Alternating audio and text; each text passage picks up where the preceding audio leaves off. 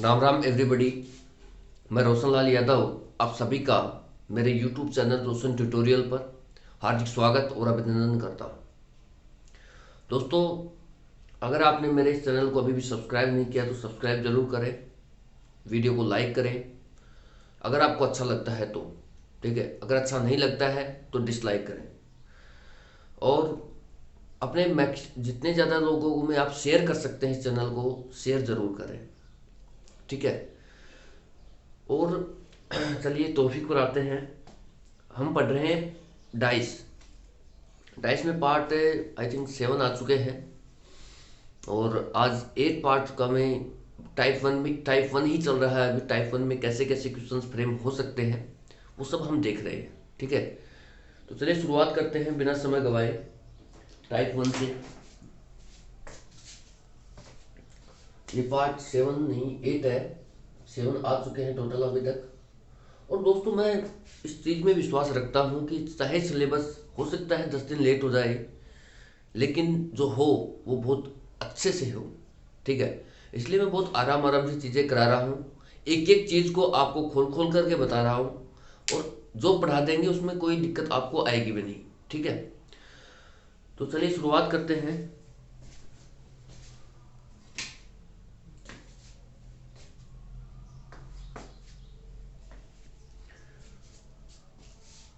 Question है, in the question sign X is assign, ठीक है। साइन एक्स मान लो ये है मेरा, to the open state of a dice find the figure from the given options which can be obtained after closing of the figure X, ठीक है। दिए गए प्रश्न में आकृति एक्स पासे की खुली हुई अवस्था को प्रदर्शित करती है। दिए गए विकल्पों में वह आकृति छांटे जिसे दी गई आकृति को बंद करने के बाद प्राप्त किया जा सकता है, ठीक है। इस प्रकार से हमारे ऑप्शंस हैं। तो जब भी मैंने आपको दोस्तों ये कहा है कि जब भी आपके पास डाइस का क्वेश्चन आए, ओपन डाइस का रहे, तो आपकी जो सबसे पहली प्रायोरिटी रहनी चाहिए वो ये रहनी चाहिए कि आपको अपोजिट पेयर बनाने हैं सबसे पहले, ठीक है। तो सबसे पहले आपने जैसे अपोजिट पेयर बनाए, अपोजिट पेयर जैसे ही आप बनाओगे, ठीक है, सबसे पहले आपकी प्रायोरिटी ये रहनी चाहिए कि अपोजिट पेयर बनाए, ठीक है। अब मैं जब अपोजिट पेयर बनाया तो मेरा पहला वही है कि जो साइड्स बाहर निकली हुई हैं वो मेरी अपोजिट होंगी, यानी कि जो ब्लैंक ब्लैंक है, ब्लैंक ब्लैंक साइड्स है, ब्लैंक साइड ब्लैंक साइड, ये दोनों मेरी साइड्स अपोजिट हो जाएंगी। फिर मैंने ऊपर से शुरुआत की, एक बार इनको छोड़ दीजिए जो बाहर निकला हुआ है, फिर आपकी दोबारा ब्लैंक ब्लैंक साइड आ गई, दूसरा पेयर मिल गया आपको, ठीक है। और देखिए दोस्तों, जब आप इसको फोल्ड करेंगे तो आप यही तो करेंगे कि एक को तो आप फिक्स रखेंगे, फिर ये जो वाला इधर वाला ब्लैंक साइड है इसको आप ऐसे मोड़ोगे, ठीक है। इधर वाली ब्लैंक साइड को ऐसे घुमाओगे, इधर वाली ब्लैंक को ऐसे घुमाओगे और इधर वाली ब्लैंक को आप इधर घुमाओगे, ठीक है। अब इनके साथ साथ में ये साइड्स आ जाएंगी, ठीक है। अब आप इनको एक साथ जब कनेक्ट कर दोगे तो ये जो साइड्स हैं ये ऐसे कनेक्ट हो जाएंगी, ऐसे करके, ये वाली ऐसे। तो इस तरीके से एक साइड ये चारों मिल करके, ये चारों साइड्स मिल करके एक साइड का निर्माण कर देंगे जो अपोजिट होगा। इसके जस्ट नीचे क्या आएगा, ए, ठीक है। तो तीसरी जो साइड्स होगी वो तीसरा अपोजिट पेयर मेरे को मिलेगा, ए जो साइड्स है इसके अपोजिट मिलेगा क्या, इस तरीके से, ठीक है। मतलब इस तरीके से अपने को मिल जाएगा, ठीक है। इस तरीके से अपने को मिल जाएगा, ठीक है। तो सबसे पहला काम हमारा हो गया अपोजिट पेयर फ्रेम करने का, जो हमने कर लिया है, ठीक है। अब हम आते हैं ऑप्शंस पर। ऑप्शन नंबर एक, ऑप्शन नंबर एक कह रहा है कि ब्लैंक साइड है। हमने कहा ब्लैंक साइड के अपोजिट तो ब्लैंक साइड है, ठीक है। लेकिन मैंने आपको बताया था कि हमारा जो कोशिश रहना चाहिए वो पासे को फ्रेम करने की रहनी चाहिए, न कि ऐसी कोशिश नहीं रहनी चाहिए कि हम पासा ही फ्रेम न करें, ठीक है। बन रहा हो फिर भी न बना पाए, ठीक है। तो जैसे ही मैंने देखा कि अपोजिट पेयर बन रहा है, तो लेकिन फिर मेरी नजर गई कि यहाँ पर तो चार अपने पास क्या है, ब्लैंक साइड से। तो हम ये मान सकते हैं कि जो ये ब्लैंक साइड प्रोवाइड की गई है ये वाली ब्लैंक साइड है, ठीक है। और ये वाली जो ब्लैंक साइड है ये इसके अपोजिट वाली ब्लैंक साइड नहीं है, ये वाली ब्लैंक साइड है, ठीक है। तो ये साइड सही है। उसके बाद हम गए तीसरी साइड पर जो हमें दिख रही है। तो तीसरी साइड दोस्तों हमें दिख रही है, मैंने आपको बताया है कि जब भी आप इसको फोल्ड करेंगे तो ये साइड कैसी दिखेगी आपको, बहुत अच्छे से मैंने बताया है कि ये जो दोनों साइड्स हैं ये आपस में भिड़ जाएंगी, और ये जो दोनों साइड्स हैं ये दोनों आपस में भिड़ जाएंगी। इस तरीके से चारों साइड्स मिलकर के इस फ्रेम में साइड्स बनाएंगी। ठीक है, तो क्या ये इस फ्रेम में साइड बन रही है? भाई हम मानते हैं कि आधा इसने कवर किया है, लेकिन शेप देखिए आप, शेप क्या है, इसने आधा लिया है, ऐसा नहीं लिया। तो इस तरीके से ये हमारी कोई साइड ही नहीं है, साइड ही नहीं बन पाएगी ये वाली। तो इस तरीके से हमारा ये फर्स्ट ऑप्शन गलत हो जाएगा। ठीक है, अब आते हैं ऑप्शन नंबर सेकंड पर। दो ब्लैंक साइड्स हैं और यहाँ पर, ठीक है, अब मैंने वही कंसेप्ट रहेगा कि आप ये मानिए कि ये जो ब्लैंक साइड प्रोवाइड की गई है ये वाली है, ये वाली जो ब्लैंक साइड है ये वाली है। ठीक है, इसके तीसरी जो साइड है इस डाइस की वो ये है, ये अब सेम मिल रहा है। इसके अपोजिट क्या है? ए वाली, ए यहाँ पर है नहीं। ठीक है, तो अपोजिट पेयर को हम क्यों देख रहे हैं दोस्तों, वो आपको अब तक याद हो जाना चाहिए, क्योंकि अपोजिट पेयर जहां पर रहेगा, अपोजिट पेयर की जो साइड्स हैं अगर अवेलेबल है तो वो हमारा करेक्ट पासा बन ही नहीं सकता वहां पर। तो क्योंकि डाइस का कंसेप्ट ये कहता है कि डाइस में कभी भी अपोजिट पेयर की जो साइड्स हैं वो कभी भी एक साथ नहीं आ सकती आपके सामने। ठीक है, तो आप इस बात का ध्यान रखिए कि ये जो पासा है मेरा बन चुका है। उसके बाद है तीन ब्लैंक साइड्स दे रखी हैं, तो तीन ब्लैंक साइड्स तो किसी भी कीमत पर संभव नहीं है दोस्तों। चलो दो तक तो चल जाएगा, लेकिन तीसरी ब्लैंक साइड तो आपको किसी न किसी का तो अपोजिट पेयर चुनना ही होगा, क्योंकि यहाँ पर तीन ब्लैंक, चार से ज्यादा ब्लैंक साइड्स अवेलेबल ही नहीं है। ठीक है, तो आपने चलो ये वाली जो ब्लैंक साइड है, आपने कहा कि ये जो ब्लैंक साइड है आपने इसको चुन लिया। ठीक है, अब इसके अपोजिट जो ब्लैंक साइड है वो तो आपको रखनी पड़ेगी साइड में। फिर आपने कहा कि ये जो ब्लैंक साइड है चलो ये है।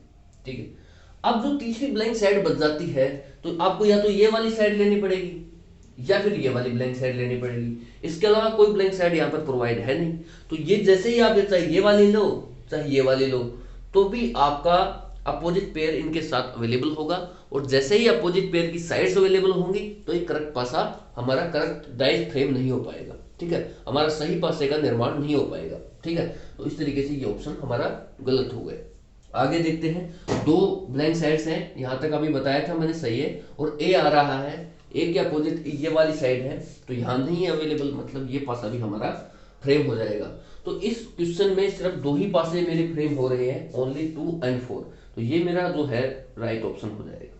ठीक है, इस तरीके से एग्जाम्स में क्वेश्चन आते हैं दोस्तों, और बताने का रीजन यही है इतना डीप में, क्योंकि आजकल जो क्वेश्चन फ्रेम हो रहे हैं, ठीक है, वो इतने हल्के क्वेश्चन भी नहीं है, वो बहुत दिमाग लगा लगा के ऑप्शन सेट किए जा रहे हैं। ठीक है, क्वेश्चन में ये देखा जा रहा है कि कहाँ बच्चे को घुमाया जा सकता है। जैसे अब यहाँ पर साइड में घूम जाते हैं आधे से लड़के तो कि सर ये तो इस तरीके से तो धारियां आ ही रही है तो धारी वाली साइड हो गई, ये तो सही है अपना। लेकिन नहीं, आपको एक एक चीज को प्रॉपर देखना है कि साइड जो फ्रेम हो रही है क्या वो एग्जैक्ट वैसी ही साइड है जैसी वो फ्रेम होके दिख रही है। ठीक है, तो एग्जैक्ट तो यही साइड है फ्रेम होकर के बनने वाली। ये मानते हैं कि इसने 50% इस साइड का कवर किया है, धारियों वाले ने इसमें भी 50% कवर किया है, लेकिन क्या इसकी जो फ्रेम है, इसके जो स्ट्रक्चर है वो इसकी एग्जैक्ट है? नहीं है। तो इस तरीके से हमारा गलत हो जाएगा। ठीक है, तो हमें एक एक चीज का ध्यान रख करके ऑप्शंस देखने हैं, क्योंकि एग्जामिनर जो ऑप्शन सेट करता है वो आपसे गलती करवाएगा 100%। ठीक है, अगर आपका बेसिक्स अच्छा नहीं होगा तो आप डेफिनेटली गलती करेंगे वहां एग्जाम हॉल में, और आपका क्वेश्चन गलत होगा। ठीक है, इसलिए आप बेसिक्स को सीखिए कि अपोजिट पेयर कैसे बनाते हैं, कैसे साइडों का फ्रेम होता है। ठीक है, बस इससे अलावा कुछ है ही नहीं। ये दो चीजें आप सीख गए, फिर आने दो कैसा भी ऑप्शन, क्या दिक्कत है, आप कर जाओगे। ठीक है, चलिए नेक्स्ट क्वेश्चन लेते हैं।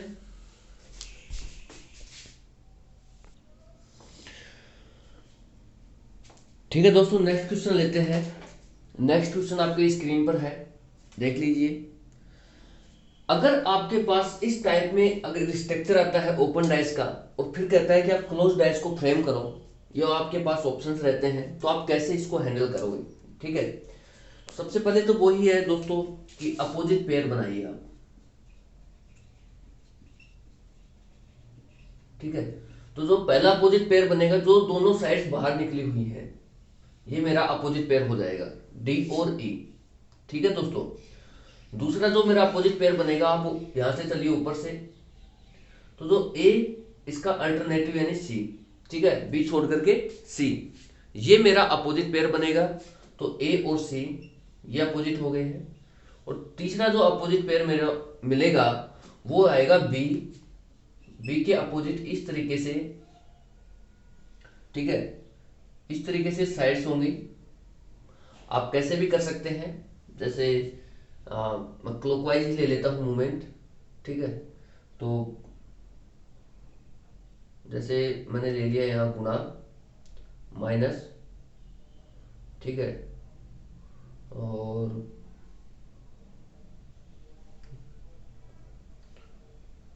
क्लॉकवाइज मूवमेंट ही ले लेते हैं, प्लस यहाँ से मैंने लिया गुणा, ऑप्शंस में भी ऐसा ही दे रखा है माइनस और डॉट, ठीक है।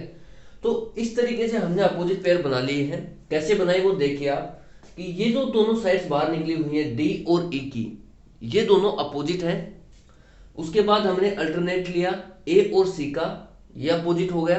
अब आप जब इस पासे को फ्रेम करेंगे दोस्तों, इसको बंद करेंगे, तो यहां पर आप डी के साथ इसको चिपका देंगे, ई सी ऐसे हो जाएगा और ए ऐसे हो जाएगा, ठीक है। उसके बाद जो ऊपर है ये 1/4 पार्ट बचा हुआ है, अब ध्यान से देखना 1/4 पार्ट है, ये भी हमारा 1/4 पार्ट है, ये भी हमारा 1/4 पार्ट है, ये वाला, ठीक है। यानी कि चौथा हिस्सा हमारा है, ये यहाँ पर अवेलेबल है आपके साथ, और ये भी 1/4 पार्ट है, ठीक है। मतलब जब आप इसको फ्रेम करोगे तो ये वाला पार्ट है ना इस तरीके से मैच हो जाएगा, गुणा और ये जो डॉट वाला है आपस में चिपक जाएंगे ऐसे, ठीक है। और ये जो माइनस और प्लस वाला है ये आपस में ऐसे चिपक जाएंगे, ठीक है, जब आप इसको क्लोज करोगे तब, ठीक है। क्योंकि ये 1/4 यानी 1/4 हिस्सा, साइड का 1/4 हिस्सा कवर कर रहा है एक पार्ट, ठीक है। जब देखिए इनकी डायरेक्शन देखिए आप दोनों क्या, ये ऊपर है तो ये नीचे है, ये राइट साइड है तो ये लेफ्ट साइड है, ठीक है। तो ये आपस में जैसे ही आप इनको क्लोज करोगे तो ऐसे चिपकेंगे, उधर वाला ऐसे है, जब आप ऐसे हैं, जब आप इनको क्लोज करोगे तो ऐसे हो जाएंगे, ठीक है। तो इस तरीके से ये एक साइड का निर्माण करेंगे चारों मिलकर के, और जो अपोजिट होगी किसके, सबसे नीचे नीचे क्या बचेगा, बी, तो जो बी के अपोजिट होगी ये वाली, ठीक है। अब आप देखिए दोस्तों बहुत आसान है, मेरा जो टारगेट रहता है वो ये रहना चाहिए कि मेरा अपोजिट पेयर फ्रेम हो जाए, उसके बाद बहुत आसान है। कैसे, अब आपने देखा कि यार ए आया है, ठीक है, ए जो साइड है हमने देखा कि ए का अपोजिट पेयर की साइड कौन सी है, तो हमने देखा ए के अपोजिट पेयर की साइड तो सी है, तो ए और सी साथ में नहीं आने चाहिए, जबकि यहां तो ए और सी साथ में आ रहे हैं, ठीक है। तो ये मेरा क्या हो गया, अपोजिट पेयर हो गया, और अपोजिट पेयर एक साथ है इसलिए मेरा ये डाइस फ्रेम नहीं हो सकता, ठीक है। क्योंकि हमारे जो डाइस है उसका कंसेप्ट ये है कि अपोजिट पेयर की साइड्स कभी भी एक साथ नहीं आ सकती, ठीक है। और जिस भी डाइस में अपोजिट पेयर की साइड्स एक साथ आएंगी वो हमारा डाइस बन ही नहीं सकता, करेक्ट, ठीक है। उसके बाद बहुत आसान है, जैसे मैंने सी लिया, सी के अपोजिट ए है, नहीं है यहाँ पर, फिर डी लिया, डी के अपोजिट क्या है, ई है, तो डी के अपोजिट जब ई है तो ये अपोजिट पेयर हो गई है, और अपोजिट पेयर होने की वजह से ये एक साथ नहीं अवेलेबल हो सकता करेक्ट पासे में, सही पासे के निर्माण में कभी भी अपोजिट पेयर की जो साइड्स हैं वो एक साथ नहीं आ पाएंगी, ठीक है। अब हम बढ़ते हैं आगे। आगे मैंने देखा कि ए है, ए के अपोजिट मैंने देखा सी है, सी यहाँ पर नहीं है, फिर लिया बी, बी के अपोजिट है, ऐसी कोई साइड का निर्माण हो रहा है बी के अपोजिट जो आ रही है, वो इस प्रकार की जो साइड है जो दिख भी रही है, ठीक है। साइन क्लॉकवाइज का कंसेप्ट आप सबसे लास्ट में लगाते हैं, ठीक है। तो अभी आपको क्लॉकवाइज का कंसेप्ट नहीं लगाना है, यहाँ पर आपको तो ये देखना है सिंपल कि क्या ऐसी कोई साइज की जो फ्रेम है, देखिए सेम स्ट्रक्चर है, गुणा प्लस माइनस और डॉट, ठीक है, गुणा प्लस माइनस और डॉट सेम स्ट्रक्चर है, ठीक है। तो इस तरीके से देखना है अभी सिर्फ आपको कि क्या इस स्ट्रक्चर की टाइप की कोई फ्रेम यहाँ पर लगी हुई है, कोई साइड लगी हुई है, ठीक है, तो बिल्कुल लगी हुई है, ठीक है। अभी आपको क्लॉकवाइज एंटी इस कंसेप्ट में नहीं घुसना है, ठीक है। आपकी पहले जो प्रायोरिटी रहनी चाहिए वो रहनी चाहिए आपका अपोजिट पेयर से पासा फ्रेम हो जाएगा, ठीक है। तो यहाँ पर यहाँ तक तो ठीक था, लेकिन जैसे ही मैंने बी को देखा तो फिर मैंने देखा कि इसके तो सेम ये अपोजिट पेयर आ रहे हैं, ठीक है, और अपोजिट पेयर अवेलेबल है, तो ये मेरा जो इसकी जो साइड्स है वो कभी भी एक साथ नहीं आ सकती, तो यहाँ तो आ रही है। ठीक है, अगर क्वेश्चन का ऑप्शन ये रहता जैसे कि अगर ए की जगह ये बी की जगह डी दे देता आपको, ठीक है, तो फिर ये हम इसको करेक्ट पासे में लेते। फिर हम ये भी नहीं देखते इसमें कि क्लॉकवाइज का कंसेप्ट लग रहा है या नहीं लग रहा है। ठीक है, क्लॉकवाइज का कंसेप्ट हमारी थर्ड स्टेप होती है, जो मैंने बहुत डीप में बताया आपको। ठीक है, अगर ये दोस्तों ए की जगह जैसे इसने डी ऑप्शन दे दिया है, ठीक है, तो ए के अपोजिट क्या है, सी है, नहीं है। डी के अपोजिट क्या है, ई है, नहीं है। अब ए की साइड बचती है इस स्ट्रक्चर की। ठीक है, अब इसके अपोजिट है बी, जो यहाँ पर अवेलेबल नहीं है। तो इस तरीके से हमारे पास अब फ्रेम हो जाएगा। अगर फिर देखे दोस्तों, अगर वो ई दे देता, अगर यहाँ पर ई दे देता आपको, ठीक है, अगर आपको यहाँ पर ई दे देता, मान लो ये तो हमारा करेक्ट ऑप्शन क्या हो गया, ओनली 4। अब अगर ऑप्शंस में वो वैरायटी डालता है, कैसे, अगर वो बी की जगह ई सेट कर देता है, ठीक है, बी की जगह ई डाल देता है, तो फिर हम इनमें से कौन सा ऑप्शन लेंगे। ठीक है, तो मैं आपको बताता हूं फिर आपको क्या करना है। जैसे अब आप ये देखिए, कोई भी किसी को भी साइन को पकड़ लीजिए, प्लस को पकड़ लिया, जैसे आपने आपने देखा कि ई के साथ में तो प्लस आ रहा है। ठीक है, तो अब अगर यही स्ट्रक्चर रहा तो ई के साथ में प्लस कहीं दिख रहा है आपको, ये देखिए नहीं दिख रहा, तो ये मेरा पासा बन ही नहीं सकता, फिर भी नहीं बन सकता। ठीक है, और ए के साथ में क्या आ रहा है, डॉट आ रहा है। ए के साथ में डॉट भी अवेलेबल है, और डी के साथ में जो माइनस का साइन है, जो नेगेटिव साइन अवेलेबल है सब्ट्रैक्शन का, वो भी अवेलेबल है। ठीक है, तो इसमें फिर मैंने देखा कि क्या इसमें क्लॉकवाइज का कंसेप्ट भी लग रहा है, तो बिल्कुल फॉलो कर रहा है। जैसे मैंने इसी साइन को ले लिया, ठीक है, तो प्लस, फिर मैं गया प्लस से गुना हो गया, तो गुना से जब मैं क्लॉकवाइज चलता हूं तो गुना से हो गया क्या, माइनस। ठीक है, प्लस गुना, गुना से माइनस, और माइनस से डॉट। ठीक है, माइनस से क्या हो गया, डॉट, और डॉट से फिर प्लस। तो इस तरीके से ये क्लॉकवाइज का भी रोटेशन फॉलो कर रहा है। तो ये मेरा क्या होगा, करेक्ट पासा होगा उस केस में भी। ठीक है, तो इस तरीके से ऑप्शंस में वेरिएशन आ सकता है, इस बात की कोई गारंटी नहीं है दोस्तों कि जो मैंने ऑप्शंस लिए हैं वही ऑप्शंस लिए जाएंगे एग्जामिनर के द्वारा भी, इस बात की 1% भी गारंटी नहीं है। ठीक है, और जो आपको ये कहता है कि मैं जो ऑप्शन ले रहा हूँ वही एग्जामिनर भी लेगा, तो वो आपका बिल्कुल काट रहा है। ठीक है, इस बात का विशेष ध्यान रखना जहां से भी आप पढ़ रहे हो।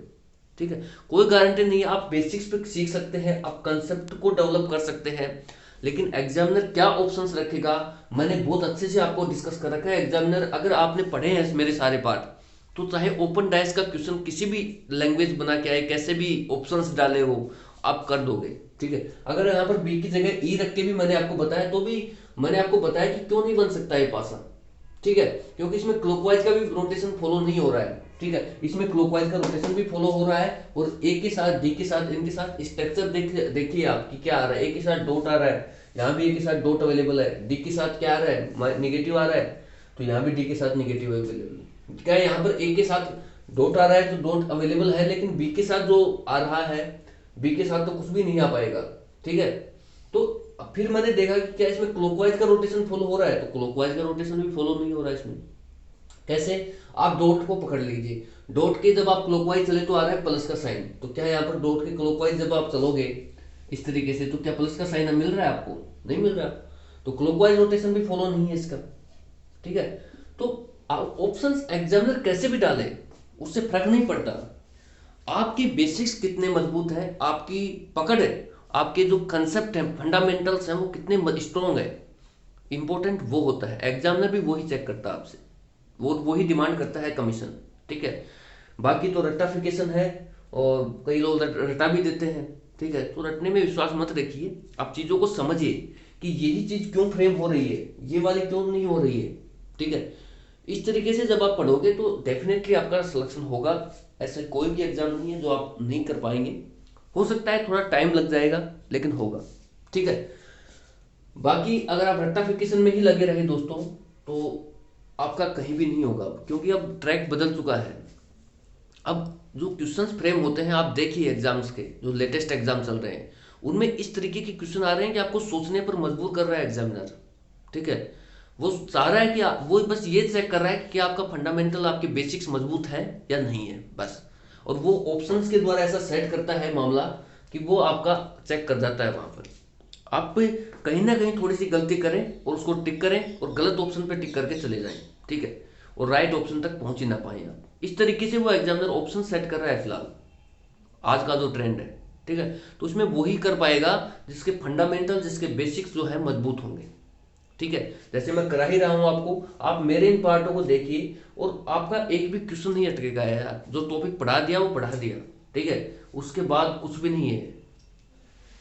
तो चलिए नेक्स्ट क्वेश्चन लेते हैं, एक और क्वेश्चन ले लेते हैं इस पर।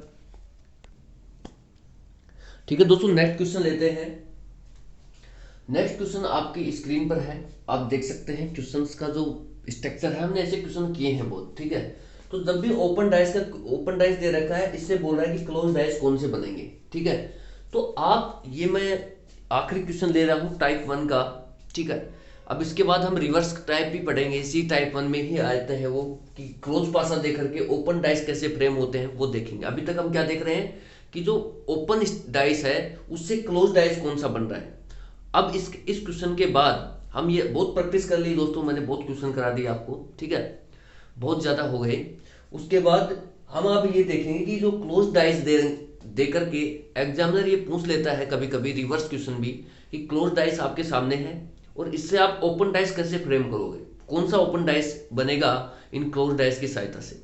ठीक है, वो क्वेश्चन भी देखेंगे और फिर इस टाइप 1 को खत्म करते हैं। ठीक है, तो चलिए शुरुआत करते हैं। जब भी ओपन डाइस का क्वेश्चन आता है, ओपन डाइस से क्लोज डाइस बनवाता है, तो सबसे पहले मेरा काम रहेगा अपोजिट पेयर बनाने का। ठीक है, अपोजिट पेयर बनाना बहुत आसान है, जो मैंने आपको बताया भी है कि आप करें क्या, जो भी बाहर निकली हुई साइड्स हैं, जैसे यहाँ पर ए और सी है, ये मेरी अपोजिट होंगी। दूसरा मेरा अपोजिट पेयर बनेगा, आप यहाँ से शुरुआत कीजिए ऊपर से, तो जो इसका अल्टरनेट है, डी का अल्टरनेट क्या है, बी, तो डी की अल्टरनेट जो साइड है वो है बी, तो डी और बी अपोजिट पेयर होंगे। ठीक है, डी और बी अपोजिट पेयर होंगे। और तीसरा जो साइड मेरे को मिलेगा वो मिलेगा ई, ई के अपोजिट। इनमें से देखिए वही है दोस्तों, ये भी 1/4 पाथ कवर कर रहा है, ये भी 1/4 कवर कर रहा है, ये भी 1/4 कवर कर रहा है, और ये भी 1/4 कवर कर रहा है। आज जब भी आप इस पासे को फोल्ड करेंगे तो ई के साथ में बी, ए, डी और ई अटैच हो जाएंगे, लेकिन ई के जस्ट अपोजिट ऊपर की तरफ ई नीचे चला जाएगा जब ऐसे फोल्ड होना शुरू होंगे। जैसे ये इसके साथ ऐसे चिपके हुए हैं। ठीक है, जब ये फोल्ड होना शुरू होंगे, जैसे ये मान लो मेरा ई है और इसके साथ बी चिपका हुआ है ऐसे। ठीक है, तो जब बी चिपका हुआ है तो ये जब फोल्ड होगा तो ऐसे ही तो होगा। ठीक है, और उधर जैसे ए चिपका हुआ है तो ए फोल्ड होगा तो ऐसे होगा। इसी तरीके से ये जो है इधर डी है तो डी फोल्ड होगा तो ऐसे होगा, तो और इधर सी है तो सी फोल्ड होगा तो ऐसे होगा। जब इस तरीके से एक लेयर बन जाएगी यहां तक, ठीक है, इस तरीके से, और सबसे ऊपर ही ऊपर क्या आएगा, अब मेरा ई सबसे नीचे चला गया है। ठीक है, अब इसके ऊपर बनेगा 1 2 3 4, इनको मिलाकर के एक साइड का निर्माण होगा। ठीक है, क्योंकि सभी इनकी 1 2 3 4 1/4 पार्ट को कवर कर रही है साइड की। ठीक है, जो मैंने आपको बताया है। जब आप इनको मिलाओगे तो 1 और 3 आपस में इस स्ट्रक्चर में मिलेंगे, बिल्कुल इस तरीके से। ठीक है, और 2 और 4 इस तरीके से मिल जाएंगे। ठीक है, तो इस तरीके से ये एक डाइस का निर्माण, एक साइड का निर्माण करेंगे जो ई के अपोजिट होगा, और वो साइड कैसा होगा वो देख लीजिए। इस तरीके से वो साइड बनेगा। तो जैसे मान लो, कुछ भी मान लो, जैसे यहाँ पर एक के अपोजिट क्या, एक के 3 आएगा, और यहाँ क्या आएगा 2 और 4। ठीक है, इस तरीके से 1 2 3 4 करके ये जो साइड है ये ई के अपोजिट आ जाएगी। ठीक है दोस्तों, ये मेरा पहला काम हो गया है अपोजिट पेयर को बनाना। अब मैं सीधा जाता हूं ऑप्शंस पर। ऑप्शंस में मैं क्या देखूंगा कि मैं अपोजिट पेयर नहीं मिलना चाहिए। मैंने देखा कि ई डी, डी के अपोजिट है बी, नहीं है, सही दिशा में जा रहे हैं, मतलब पासा फ्रेम हो सकता है। ई के अपोजिट है, इस तरीके का जो साइड है 1 2 3 4 करके ये ई के अपोजिट आ रहा है। ठीक है, तो यहां पर ये अपोजिट पेयर हमारे को मिल चुका है। अपोजिट पेयर की जो साइड्स हैं वो अवेलेबल है। और क्वेश्चन जब भी आप ये ध्यान रखिए कि जब भी अपोजिट पेयर की जो साइड्स हैं एक साथ अवेलेबल होंगी तो वो पासा हमारा करेक्ट हो ही नहीं सकता। ये पासे का नियम है कि जब भी उसके अपोजिट पेयर की साइड्स अवेलेबल होंगी तो वो हमारा करेक्ट पासा नहीं बन सकता। बस आप इस चीज को ध्यान में रखिए। ठीक है, तो ये मेरा अपोजिट पासा नहीं हो सकता, क्योंकि यहां पर जो अपोजिट पेयर की साइड्स है ई और 1 2 3 4 वाली साइड ये एक साथ आ रही है, तो करेक्ट पासा नहीं बन सकता। दूसरे नंबर पर आते हैं हम, डी, डी के अपोजिट है बी, नहीं है यहाँ पर। सी के अपोजिट है ए, ठीक है, पासा बन सकता है। अब आप ये देखिए, ये जो दूसरा ऑप्शन है आपका, ठीक है, यहाँ पर चलो एक ऑप्शन ऐसा भी आपके साथ सेट कर दे 2 और 4, ठीक है। इस तरीके से अगर एग्जामिनर आपके साथ ऑप्शंस रखता है तो आप क्या करोगे। अब ये क्वेश्चन बहुत टिपिकल हो चुका है, ये डिफिकल्टी लेवल के मैक्सिमम पॉइंट तक जा चुका है क्वेश्चन, ठीक है, क्योंकि आपको इस क्वेश्चन के ऑप्शंस ऐसे सेट कर दिए हैं एग्जामिनर ने कि आपको चारों ऑप्शंस में बहुत ज्यादा आपको सोचना पड़ेगा, सोचने के लिए मजबूर होना पड़ेगा, ठीक है। और तभी आप कर पाएंगे जब आपके फंडामेंटल्स बिल्कुल बेसिक्स बिल्कुल क्लियर है, नहीं तो आप ये क्वेश्चन कर ही नहीं पाएंगे वहां पर, ठीक है। फिर यही तो रीजन है दोस्तों, हम बेसिक्स पर तो काम करते नहीं, हम 2 क्वेश्चन करते हैं, बोला यार मेरा डाइस का क्वेश्चन नहीं बन रहा है। क्यों बनेगा भाई डाइस का क्वेश्चन? एग्जामिनर ऑप्शन इस तरीके से सेट करके दे रहा है आपको कि आपका बनेगा ही नहीं क्वेश्चन, ठीक है। तो आप इसके लिए करें क्या, जो मैंने बेसिक्स बताए हैं आपको शुरू से, उनको अच्छे से पढ़ें आप, कब क्या स्टेप लेनी है आपको, ठीक है, वो सब कुछ मैंने बताया है पिछले वीडियोज में, जो पार्ट 7 तक आए हैं उनमें बताए हैं, तो आप उनको कीजिए, बिना किए क्वेश्चन गलत होगा ही होगा आपका, ठीक है। आप किसी भी शॉर्टकट से नहीं कर सकते जल्दी सिलेक्शन, ठीक है, आपको बढ़िया से कंसेप्ट लेवल आपका तैयार करना पड़ेगा खुद का, उसके बाद ही आप कहीं सिलेक्ट हो पाओगे, ठीक है। तो आप इन चक्रों में बिल्कुल भी ना उलझे कि 3 महीने में पाए सीजीएल पार, इस बार सीजीएल पार, ये सब चल रहा है मार्केट में, कोई भी 3 महीने में नहीं करा सकता, और वो खुद भी बैठे तो भी नहीं कर सकते 3 महीने में, ठीक है।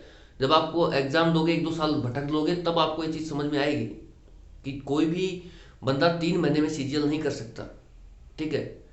क्योंकि ये जो 3 साल से तैयारी कर रहा है, वो क्या एग्जाम हॉल में भाई हलवा खाएगा क्या बैठ के वहां पर? वो 3 साल से प्रिपेयर कर रहा है, आप 3 महीने में कर दोगे? ऐसा क्या तीर मार दोगे भाई? नहीं कर सकते यार, ठीक है। लेवल होता है कोई एग्जाम का, कट ऑफ देखिए आप वहां पर जाकर के, होश उड़ जाएंगे अपने आप, ठीक है। तो आप अपने बेसिक्स को मजबूती दीजिए। हो सकता है कि आपका सिलेबस यहाँ 10 महीने में हो, 8 महीने में हो, लेकिन सिलेबस ऐसा होगा कि वो डेफिनेटली एग्जाम में आएगा। एग्जाम ओरिएंटेड चीजें हो रही हैं यहाँ पर, ठीक है, कोई हवाबाजी नहीं चल रही है कि मात्र 3 महीने पाए सीजीएल, इस बार सीजीएल पार कर देंगे 3 महीने में, इस बार सीजीएल पार 3 महीने में पाई प्रतिष्ठित सरकारी नौकरी, ऐसा कोई मेरा स्लोगन ही नहीं है, ठीक है। मैं तो ये कहता हूँ जो भी करो बेसिक से करो, बढ़िया करो, और अपने बेसिक्स को मजबूत बनाइए, ताकि एग्जामिनर आपको अटका ही न पाए कहीं, बस कम से कम उस टॉपिक में तो नहीं अटका पाए। जैसे मैं डाइस पढ़ा दूंगा, इसके बाद आप डाइस का जो मर्जी आए क्वेश्चन लेना आपसे हो जाएगा, अगर आपने बढ़िया से पढ़ा है तो, ठीक है। फिर वो कोई भी एग्जाम में आए, चाहे वो सीजीएल में आए, सीपीओ में आए, एनटीपीसी में आए, किसी में भी आए, ठीक है। तो मैं तो इस चीज में विश्वास रखता हूँ, बाकी आप अपने हिसाब से देख लेना कि आपको कहाँ क्या करना है, ठीक है। तो ये जो क्वेश्चन मैं बात कर रहा था कि ये जो क्वेश्चन है ये अपने मैक्सिमम डिफिकल्टी लेवल पर पहुंच चुका है अब, ठीक है। जैसे ही मैंने ये ऑप्शन डाला 2 और 4, तो अब आपके सामने एक चुनौती है। चुनौती क्या है कि आपने देखा कि डी डी जो साइड है, अब देखना कंसेप्ट कहाँ काम आते हैं। कंसेप्ट वहां काम आते हैं जब ये इस तरीके के ऑप्शंस फंस जाते हैं आपके सामने। अगर ये एग्जामिनर ऑप्शन 4 ही बोलता तो कोई दिक्कत नहीं थी, बहुत इजी क्वेश्चन था ये, लेकिन उसने ऑप्शन 2 और 4 बोल के इस क्वेश्चन को बहुत मैक्सिमम लेवल तक पहुंचा दिया है, ठीक है। अगर यहाँ पर 1 2 3 कर देता या कुछ भी कर देता, ऑप्शन 2 और 4 ने डालता, तो ये क्वेश्चन बहुत इजी था, लेकिन जैसे ही 2 और 4 डाला, ये क्वेश्चन बहुत मतलब डिफिकल्टी लेवल में पहुंच गया है, ठीक है। ऐसे फर्क पड़ता है ऑप्शंस का। अब देखिए क्यों फर्क पड़ता है, मैं आपको बताता हूं। आपने देखा कि डी साइड, डी के अपोजिट है बी, नहीं है। आपने देखा सी के अपोजिट ए है, नहीं है। अब आप तुरंत देखोगे यार 1 2 3 4 करके है, इस तरीके का स्ट्रक्चर है, और इस तरीके की साइड तो अपोजिट है ई, तो ये मेरा पासा बन गया। लेकिन आप, मैंने क्या बताया आपको, आप जैसे ही आपके पास इस तरीके का पासा बन रहा है, तो आप दूसरी स्टेप ये देखिए कि जो डी के साथ आ रहा है, क्या आ रहा है, एक आ रहा है, तो डी के साथ क्या आ रहा है, ये तो साइड में रख दीजिए, डी के साथ आ रहा है एक, ठीक है। डी के साथ क्या चिपक के आ रहा है, एक, जो यहां भी है। फिर आपने देखा सी के साथ आ रहा है चिपक के क्या, 2, तो सी के साथ चिपक लिया 2, ठीक है। तो सी के साथ क्या आ गया, 2, यहां तक भी सही है, ठीक है। एक बार आप इस ऑप्शन को छोड़िए, ऑप्शन नंबर 3 पर आते हैं। ऑप्शन नंबर 3 में बी और डी अपोजिट पेयर है। अपोजिट पेयर का जो कंसेप्ट है वो मैंने आपको बता रखा है कि अपोजिट पेयर जो है वो कभी भी एक साथ नहीं आ सकते, तो ये पासा फ्रेम नहीं हो सकता। ऑप्शन नंबर 4 पर आते हैं। ऑप्शन नंबर 4 में देखिए कैसे डिफिकल्ट बना क्वेश्चन, कि मैंने देखा कि सबसे पहले ए साइड के अपोजिट है सी साइड, ठीक है, तो ये मेरा सही हो गया क्योंकि अपोजिट पेयर यहाँ पर अवेलेबल ही नहीं है। फिर मैंने देखा बी साइड, बी का देखा अपोजिट डी है, डी भी यहाँ पर अवेलेबल नहीं है, मतलब ये मेरा पासा फ्रेम हो सकता है। फिर मैंने देखा तीसरी प्रायोरिटी की भाई मैंने देखो कि ए के साथ में क्या आ रहा है, ए के साथ में वहां देखा ओपन डैश में तो 4 आ रहा है, और यहां देखा तो ए के साथ में भी क्या चिपक के 4 आ रहा है, ठीक है, तो यहां तक भी मेरा पासा सही दिशा में जा रहा है। उसके बाद मैंने देखा बी के साथ में क्या आ रहा है, यहाँ पर 3 आ रहा है, तो यहाँ पर भी बी के साथ क्या आ रहा है, 3 आ रहा है ओपन डैश में, तो यहाँ पर बी के साथ 3 आ रहा है। अब देखो याद करो, मैंने आपको एक ऐसा क्वेश्चन बताया था तो लास्ट स्टेप पर पहुंच गया था, जिसमें आपको मैंने 2 स्टेप यहाँ पर अप्लाई कर दिए हैं। क्या, सबसे पहले तो अपोजिट पेयर का कंसेप्ट, दूसरा फिर मैंने ये देखा कि चिपक के कौन आ रहा है, इस साइड के डी के चिपक के कौन आ रहा है, सी के चिपक के कौन आ रहा है, तो यहाँ पर दोनों ऑप्शन टाई हो चुके हैं, ठीक है। इन दोनों ऑप्शंस को देख करके हम ये डिसीजन नहीं ले सकते दोस्तों कि कौन सा पासा हमारा फ्रेम होगा और कौन सा नहीं होगा, ठीक है। अब बात आती है, अब जो तीसरा फंडा मैंने आपको बताया था, 3 ही कंसेप्ट लगेंगे इसमें क्लॉकवाइज का, ठीक है।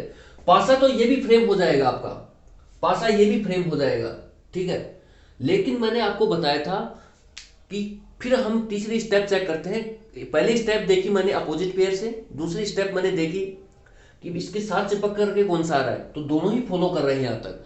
फिर मैंने देखी कि क्लॉकवाइज कंसेप्ट का फॉलो कौन कर रहा है, तो क्लॉकवाइज का यहां पर देखा 1 3 4 और 2 इस तरीके से आ रहा है, ये मेरा क्लॉकवाइज रोटेशन है, ठीक है।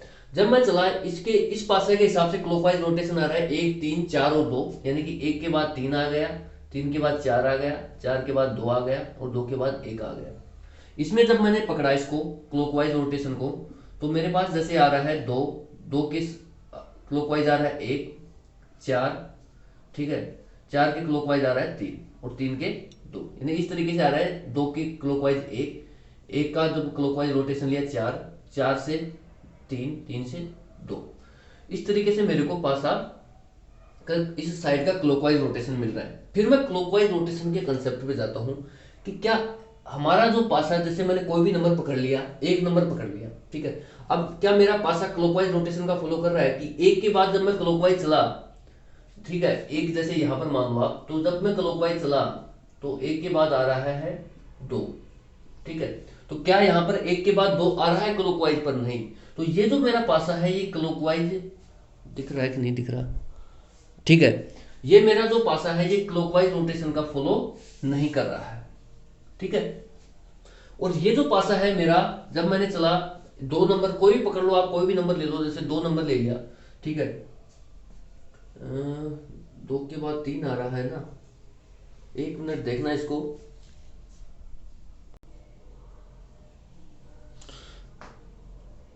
ठीक है दोस्तों। अब आप देखिए कि यार ये पासा तो मेरा क्लॉकवाइज रोटेशन का फॉलो नहीं कर रहा, तो क्या ये पासा भी क्लॉकवाइज रोटेशन का फॉलो कर रहा है क्या? आपने देखा 2 के बाद आ रहा है इसमें 1, यहां पर 2 के बाद क्या आ रहा है 3, देखा आपने क्लॉकवाइज रोटेशन करके कि इस पासे में 2 के बाद चिपकेगा 3, ठीक है, तो यहां तो 2 के बाद 3 है ही नहीं, तो ये पासा भी मेरा क्लॉकवाइज रोटेशन का फॉलो नहीं कर रहा। मतलब जो ऑप्शन 2 और 4 का जो मेरा पासा है, वो जब तक आप यहां तक नहीं पहुंच पाओगे तब तक आप करेक्ट ऑप्शन पर टिक नहीं कर पाओगे, ठीक है। क्यों?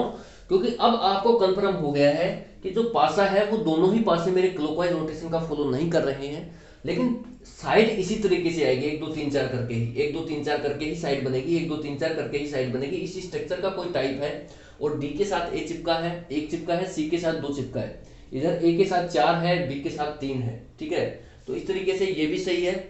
अब आता है मैं ऑप्शंस कौन सा चुनूं। ऑप्शन देखिए, option 1 and 3, only option 4, only 2 and 3, only 2 and 4, ठीक है।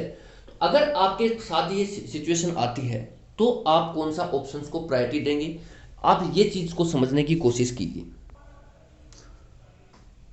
ठीक है दोस्तों। आप ये देखिए कि अब आपके साथ, अब इसका मतलब ये हुआ कि मेरा ये पासा भी फ्रेम हो सकता है।